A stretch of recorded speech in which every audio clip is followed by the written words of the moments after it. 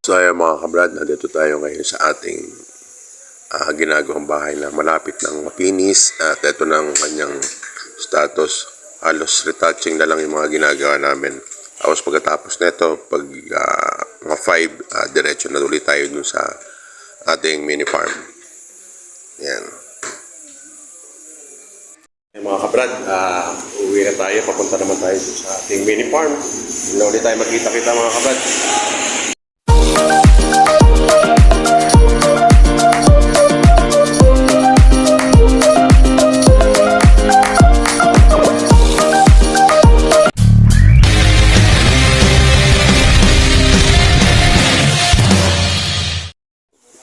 Mga kabrad, darating lang natin dito sa ating mini farm. Isang napagandang hapon muli. Check lang ulit tayo. Well, doon sa paano ginagawa mo doon? May bagong awat natin bake. Starter yan. Starter mo muna. Hindi pinaluan ito. Ilagyan ko ng dayami well tong Ay, oo. Para ako... Ako, bakit ang taon ng dayami? Nilagyan ko. Nilagyan natin ng kabrad yung dayami tong Kasi, ayun, may nangitlog, may nalaglag ba to? O itlog sa baba? Ay, nabasag, well. Ha? Laglag, oh. Hindi nalaglag yan. Ano to? May manok na lang itlog yan. Basag eh. Wala na yan. Manok na lang itlog yan. Ito, malimlim na. Tapos dito, ayun, madaming itlog. Sayang, oh. Mainit-init pa, eh, oh. Well, pasuyo nga din yung dyan, itlog. Babawas tayo mga kabrad ng itlog. Kasi napakarami ng itlog. Dahil sa ngayon kasi, sira yung ating incubator. Dito lang napakaraming itlog. Ayan. Ang dami yan. Ito naman nakahapon. Kaya ang problema naman ito, tumatae.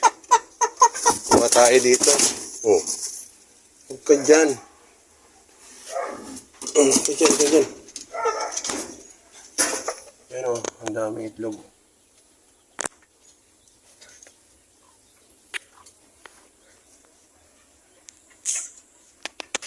So, yun, tatapos lang magpakain ni Joel ng ating mga ayan. Tapos dito mga kabrad, dito inawat na natin yung ating mga biig dito dahil ayan, napakapayat to ng ating inahin. Napakapayat na, sobrang payat. Ayan. So ito naman si Buntes. Okay naman. Dito natin nililipat mga kabrad yung inawat natin. Ito.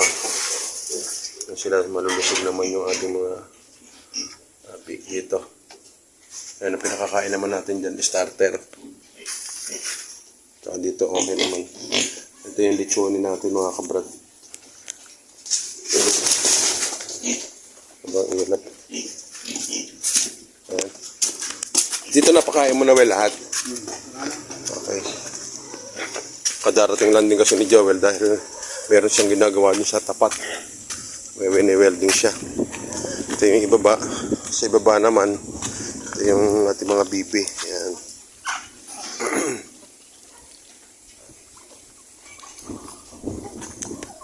Naman sa taas. Ito okay na barako natin ito. Ayan. Ang dalawa. Ito mga kabrad, dalawang barako lang yung naiwan sa atin dito. Tapos, ito na yung mga bata na to. Mga bata na yun. Andiyan sa baba. Tapos, yung mga gagawin naman natin inahin, ayan, kumukha niyan, 3, sa 2, 3, saka ito, 4. Ito, puro inahin to, mga kabrad, ayan, yung ating mga breeder. Ito, halos lahat yan, ayan, puro babae.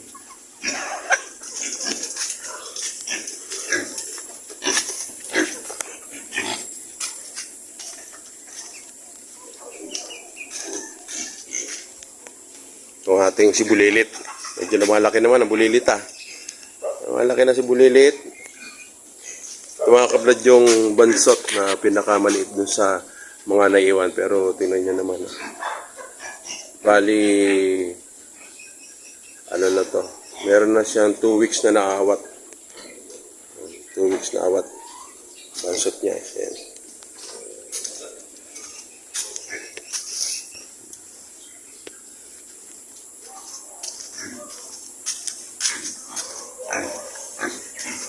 Mga ating mga native dito. Dito mga kabrad, meron na naman tayong order by sa December 23. Posible ito, itong malaki na to, or yun. Yan. Kasi ang ano sa atin 23 kilos. Yan, yung isa na yan, yan. Posible yan. Ito kasi gagawin nating ilahin yung dalawa na yan. Yan o.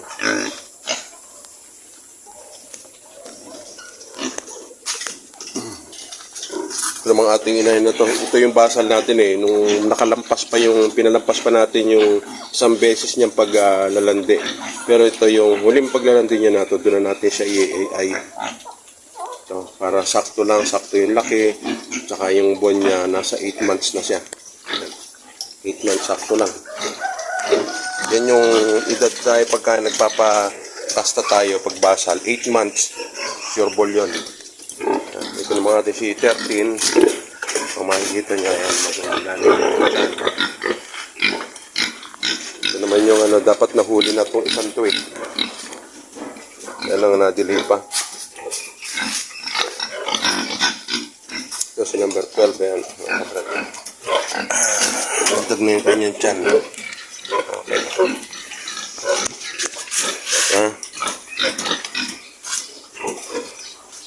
Sana marami kang maging anak. Ito naman, ito mga kabrad, ang problema natin ngayon, hindi natin maturukan to ng mycoplasma. Walang mabiling mycoplasma rito sa lugar natin. Ito, ang laki na. Hindi pa natin matuturukan ng mycoplasma. 2 week na to, dapat aawatin na to. Kaya lang ang gusto ko, bago natin awatin, na-injection na natin sila ng mycoplasma. Tapos yung huling linggo na pag-aabot natin sa kanila, yun na yung hog cholera kasama nung ating inahin. So, yung mga kabrad, ang dami na naman palang itlog dito. Ayan o. Ayan na naman pa yung bagong itlog. Ito naman, mahalimhim na. Ayan.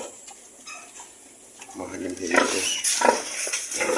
Ang problema naman natin, isa pang problema natin mga kabrad, yung ating incubator.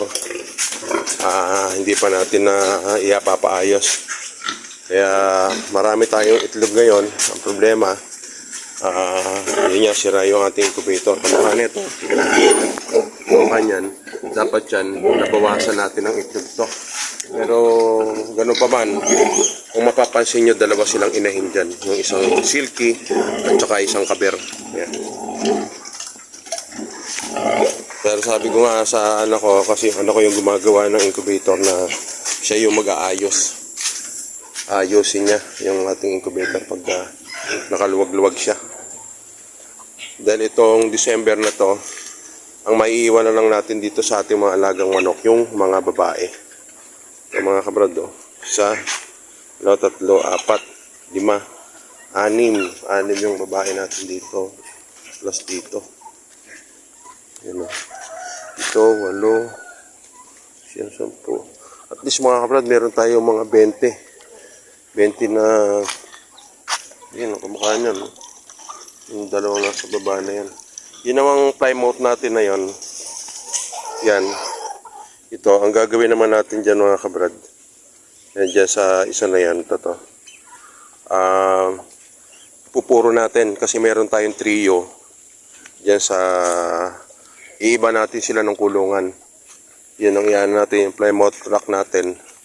Bubukod. Tapos ngayon, pagka nakapagparami na tayo ng plymouth, i-cross naman natin yung lalaki doon sa ating babae na nakakross doon sa Rhode Island at saka sa Caber.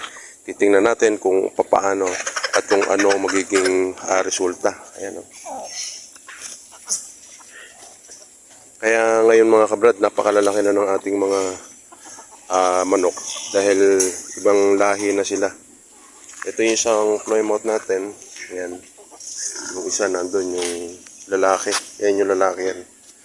Yan lang kasabay isa. Tatlo to mga kabrad. Ito yung babae. Yan. Sa pabo naman natin, Ayan o, buhay na yung ating 5. Tapos yung ina, at saka yun, ito yung isang barako natin. Baka dito na tayo kukuha ng barako uli, panibago. Sana nga mga kabrad, itong December na to, makalipat na tayo doon sa panibago nating lilipatan na lote. At doon, nakakasiguro ako doon na mas maganda yung lugar na yun. Unang-una, madamo,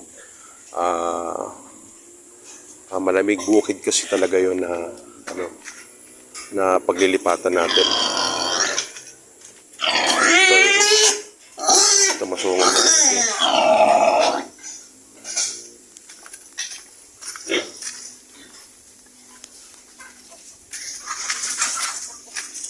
Tapos yung ibang manok pala natin, nandun pa sa likod doon, pinakain ni Joel. Ito yung iba.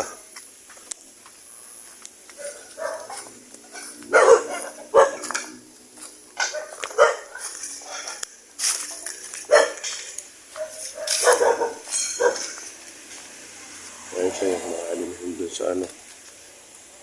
Ito yung isa plymouth natin, no? Naghiwalay silang 3. Ayan.